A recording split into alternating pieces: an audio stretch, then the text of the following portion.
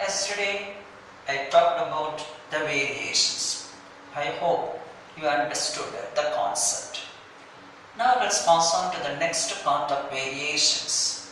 Importance of variations or significance of variations or advantages of variations. Number 1. It makes some individuals better fitted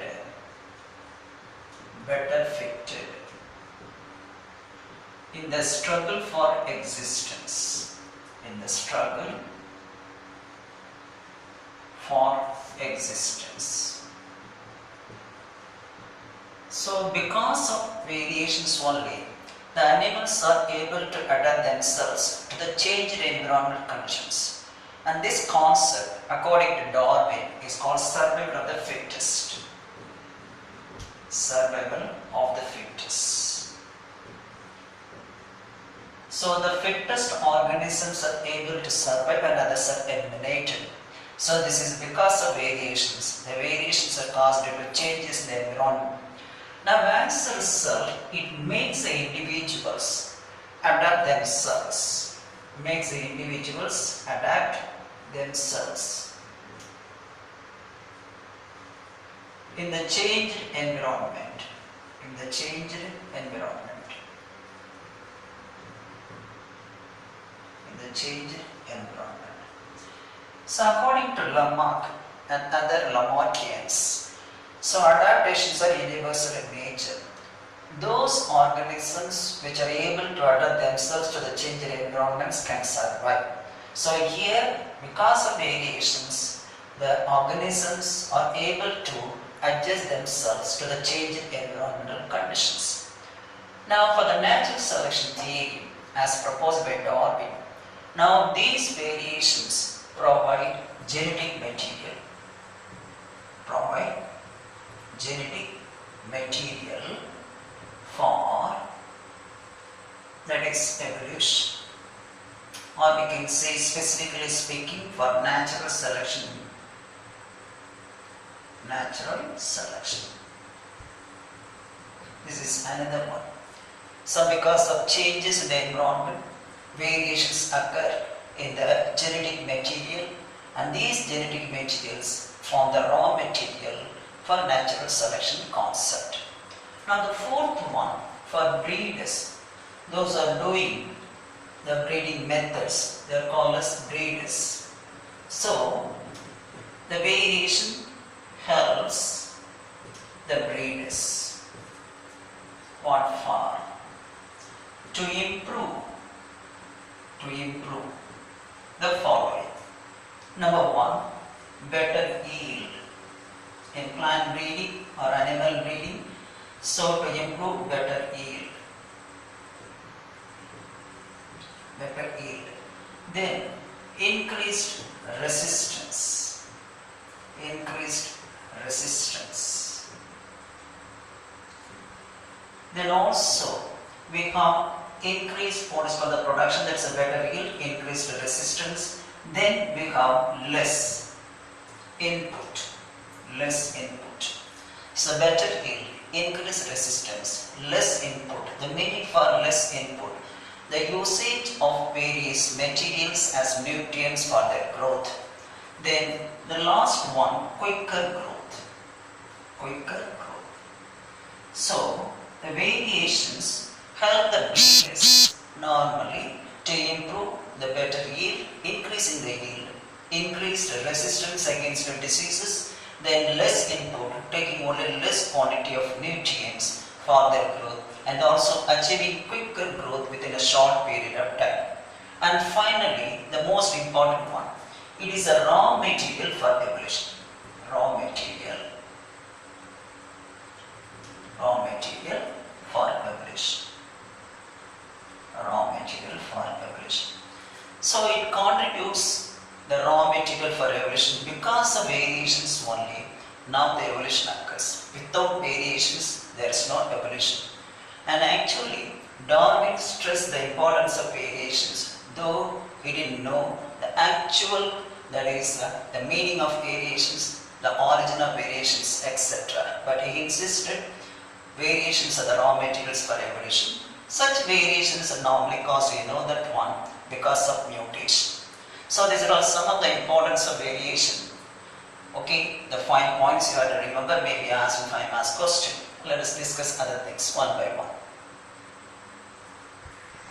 Let us know few words about the biography of Mendel. What is Mendelism? The various contributions, or simply we can say the contributions of Mendel to genetics is called Mendelism. So it includes the various concepts brought about by Mendel while doing his research work, that is originally in plant hybridization. So these concepts form the basic for the modern genetics. Hence he is aptly called father of genetics. Father of genetics. Now a few words about biography. So he was the first geneticist. Unravel the mystery of genetics or the mystery of heredity. Unravel the mystery. So unravel means open, disclose. Mystery means unknown things, the secret. So he was the first geneticist who unraveled the mystery of heredity. Now he was born in a place in a small village in 1822. So 22nd July 1822 in a small village called Zendorf. This is the name of the village, that is in Silesia. Now this Silesia is nothing but the present Czechoslovakia in Austria. So Zendorf is a village in Silesia, that is Czechoslovakia, and in Austria, the country. He is an Austrian monk. A priest. After completing his school studies, he just reached the Augustine monastery at Rome and then went to Vienna to study mathematics, natural science, that is what is called botany and physics. So he admitted himself at the University of Vienna and studied physics, mathematics and then botany. Then after completing his course there in the university, he returned to one monastery. The name of the monastery, St. Thomas Monastery. So monastery is a place the priests have to undergo the study of theology. To become a priest, they have to undergo theology, the study of religious matter. That is why he admitted himself in St. Thomas Monastery.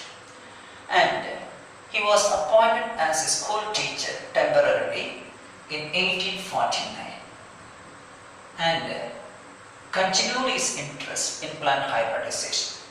He started his experiments on garden pea plant in 1856 and completed in 1863. So this is the duration of the period of what is called experimental analysis. Nearly 7 years he did experiments on, that is garden pea plant. For just showing of our understanding the inheritance, he studied the inheritance of 7 pairs of contrasting characters. He crossed and catalogued a number of generations. He crossed and catalogued, that is experiments for many generations.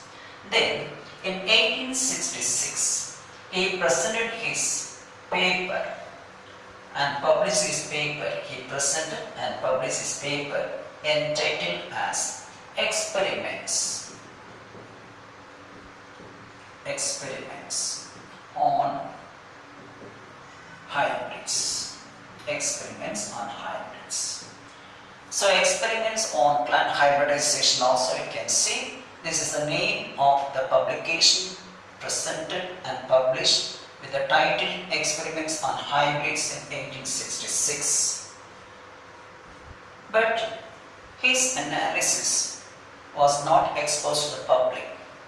So without his experimental analysis exposed to the public, He died in 1884. Whether his publication, whether his experimental analysis was exposed to the public or not. But in 1900, actually, three different peoples rediscovered Mendel's principles. The three peoples who rediscovered Mendel's principles were one. So it was rediscovered only in 1900 by three people. One, Hugo de Vries of Holland. Hugo de Vries of Holland. Number two, Karl Correns. Karl Correns of Germany. Then the third one, Erich von Schellmark. Von Schellmark belongs to Austria. Belongs to Austria. Karl Correns, Germany. Erich von Schellmark, that is Austria. These were the three people who rediscovered the Mendel's principles and exposed to the public. Mendel was the first systematic geneticist in the field of inheritance. What was the reason for Mendel's success? There are so many reasons we have to take as per the book. So, he was the first person applied mathematics and statistical methods actually to understand. So, to just actually apply mathematics and statistical methods. What for? To study biology about the various quantitative data of the outcome of his work, the breeding experiments. So he used mathematics, he applied mathematics and statistical method. Statistical methods to study biology. To study biology that include all the fundamental quantitative data about his experiments. So he also actually studied the laws of probability. Laws of probability. So he applied mathematics, statistical methods to study biology and also applied laws of probability about his experiment to calculate the probability of the genotypes, phenotypes, etc. The second one, he actually studied everything. He provided an accurate data and detailed records that include the quantitative data of his outcome of the experiments. So, he applied scientific methods actually and kept accurate data and detailed records that include the quantitative data of the outcome of his research work, that is the experiments, that what we have, the hybridization experiments. That's about the second one, scientific methods and kept accurate and detailed records that include the quantitative data of what is called the outcome of his experiments. So his experiments were well planned. His experiments were carefully planned and he used large number of samples. And his experiments were well planned. Actually carefully planned we can see.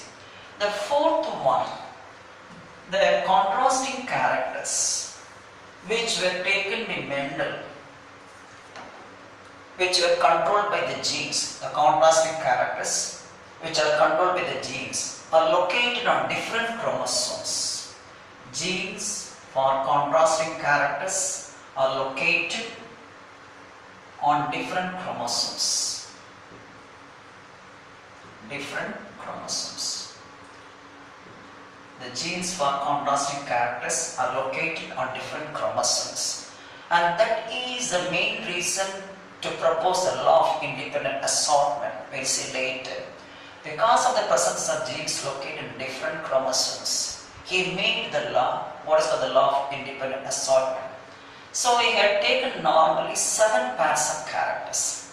The genes for 7 pairs of characters are located in chromosome number 1, in chromosome number 4, in chromosome number 5 and chromosome number 7. So it took 7 pairs of contrasting characters. The genes for 7 pairs of contrasting characters are located in 1, 4, 5 and 7. In chromosome 1, we have 2 genes, 2 different genes for 2 different characters. In chromosome 4, there are 3 different genes for 3 different casts of characters. And in chromosome 5, 1 gene for 1 character. And chromosome number 7 also have 1 gene for 1 character. So 2 plus 3 plus 1 plus 1. These are all the locations of the genes for 7 pairs of characters what he took for his experimental analysis. We will discuss in detail about the location of the genes later in the lesson.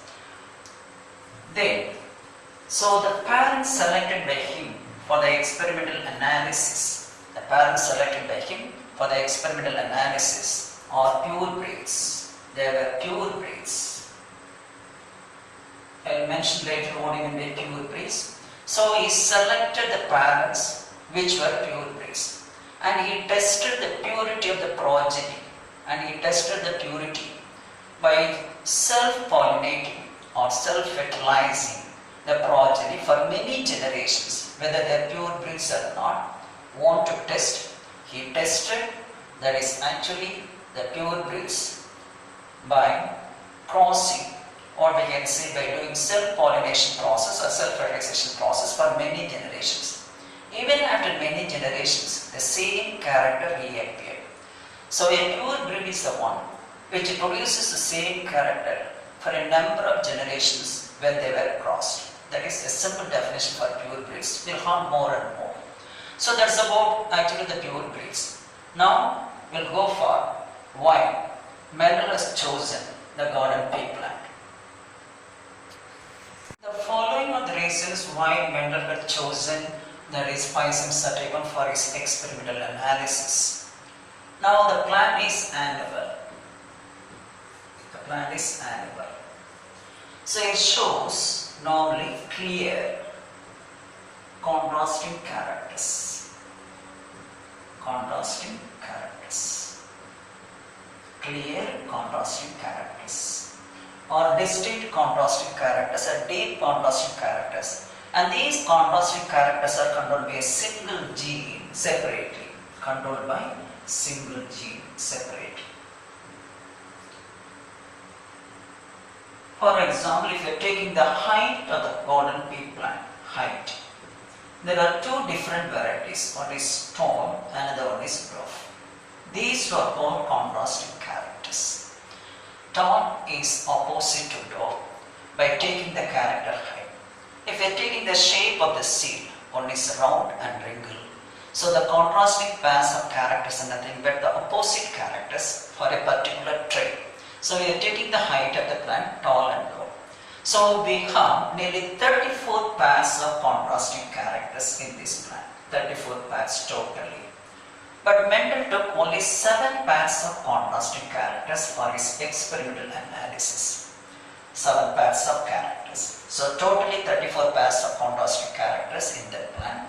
But Mendel took only 7 pairs of contrasting characters for his experimental analysis and crossed the pure breeds individually, separately. That's why he got the results perfectly.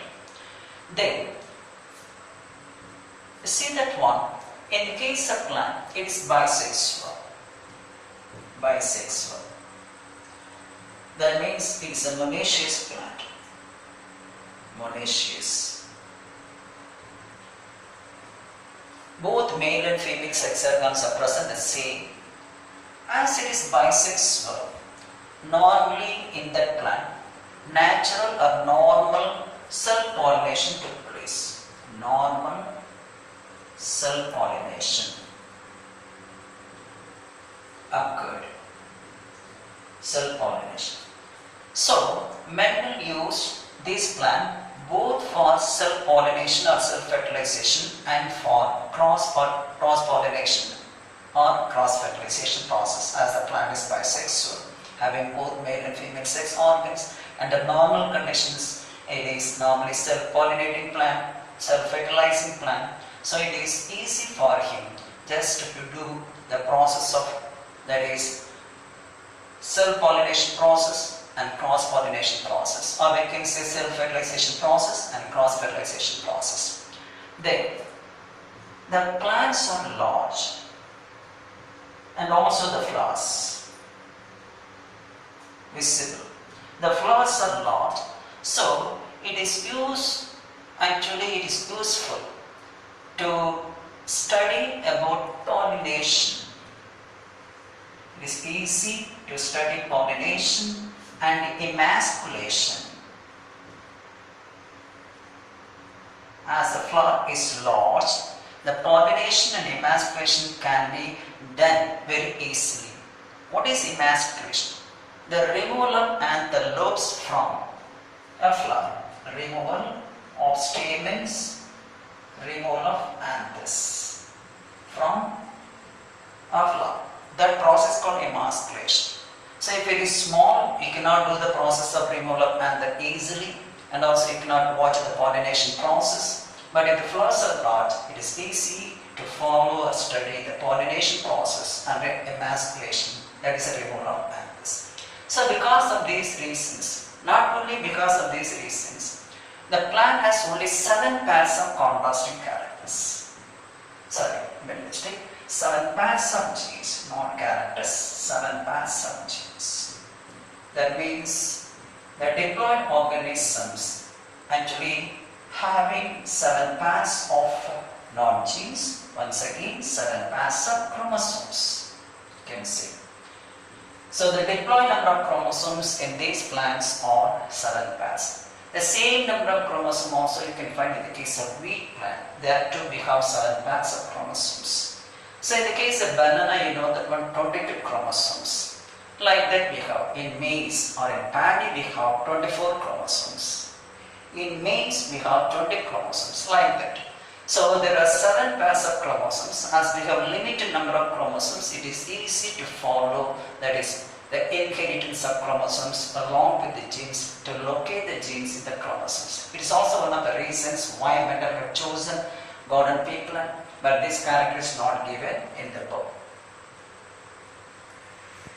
Now the next one, Mendelian inheritance or particulate inheritance. Why is it called as particulate inheritance? Because this inheritance establishes the existence of particles or hereditary units, or that is factors, now called as genes. That's why it's also called particulate inheritance. So it establishes the existence of particles, that is minor particles, which are nothing but the hereditary units, also called by factors by Mendel.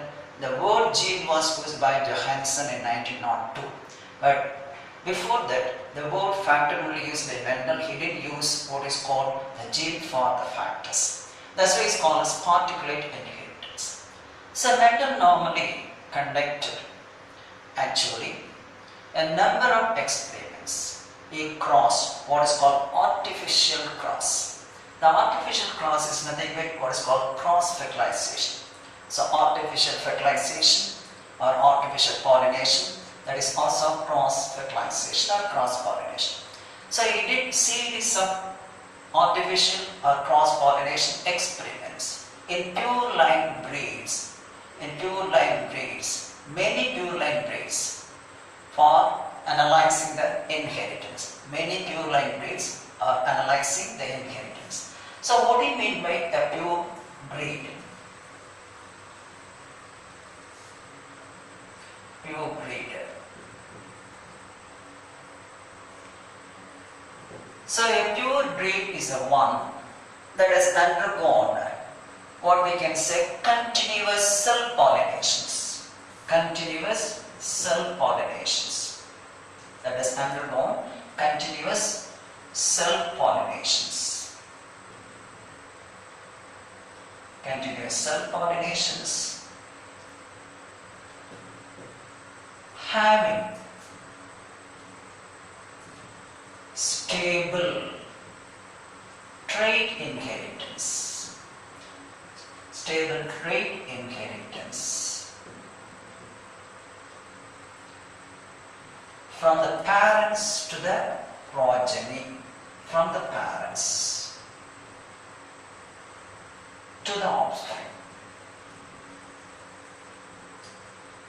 to the offspring. So, a pure breed is the one, the meaning for that one. An organism which has undergone continuous self-pollinations having stable trait inheritance. Stable trait inheritance means, for example, if you are taking dwarf variety. So this is what's called self-pollination. Self-pollination. The fusion of gametes from the same individual, same variety. Two dwarf varieties or two tall varieties. This is what is called self-pollination. So when you are crossing dwarf with the dwarf, for a number of generations we are getting only the dwarf variety. There is no new varieties formed. That's why it's called a continuous one, the breeding, and that is called what is known as a pure breed. Similarly, when you are crossing tall versus tall for a number of generations, even after many generations if you are getting the tall variety, then these talls are called pure breeds. So a pure breed is the one which produces the same one for many generations. That's why I say it includes an organism which has undergone continuous self-pollinations, having stable trait. This is called the stable trait. There is no change, a fixed character. Stable trait inheritance. The same character has been produced for a number of generations from the parents to the offspring. This is what is called actually pure breed. Suppose mating of two pure breeds. Mating of two pure breeds. So we are making two pure breeds. So mating of two pure breeds that produce offspring. That produce offspring. And that have actually offspring having the same specific parental traits, offspring with specific parental traits.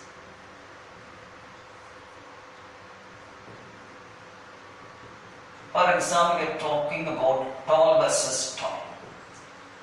So, the mating of pure breeds results in an offspring, the progeny, with the same specific parental traits, that is tall and tall, the same trait is appeared, and with actually in constant or that are in constant trait inheritance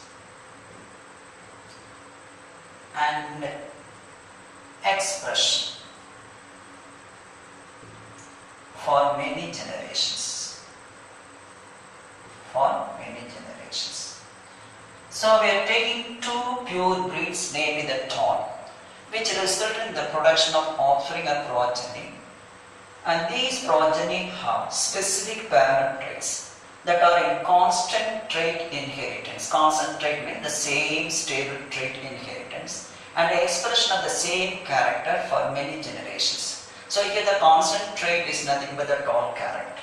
It is being inherited and it is being expressed for many generations. That is called as a pure breed. So this is one example I am saying that one. Now, actually, pure breed always results in homozygosity. Pure breeds always results in homozygosity. For example, this is a pure breed. We are talking about that one. That is tall versus tall. We'll do what is T for later.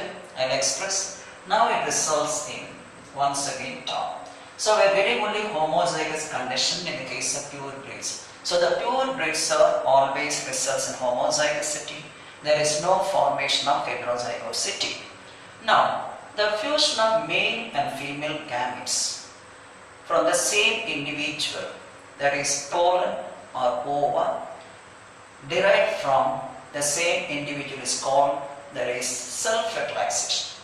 So here for example, we are taking just a pure breed tall and pure breed dwarf. This is what is called actually cross-pollination. In self-pollination, we are taking two tall plants. Now, the gametes. So maybe this is the male plant, this is the female plant, let's assume.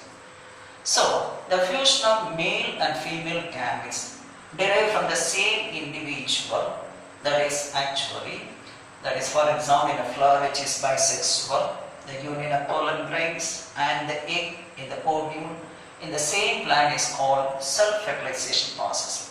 Suppose we are making a cross between two different varieties of the same tree. For example, I am taking tall versus that is dwarf. So it is a cross between two different varieties of the same tree, namely the height. It creates what are called hybrids. So the hybrids forming the first generation. The hybrids are always heterozygous. We'll talk about later in detail. So a cross between purebreds always results in homozygosity. A cross between two different purebreds results always in hybrids or heterozygosity. So Mendel normally studied the behavioral pattern of inheritance and formulated the laws or principles now called Mendelian genetics. So the Mendelian study of behavioral pattern of inheritance or pattern of inheritance and the laws or principles formulated by him together constitute what is called Mendelian genetics.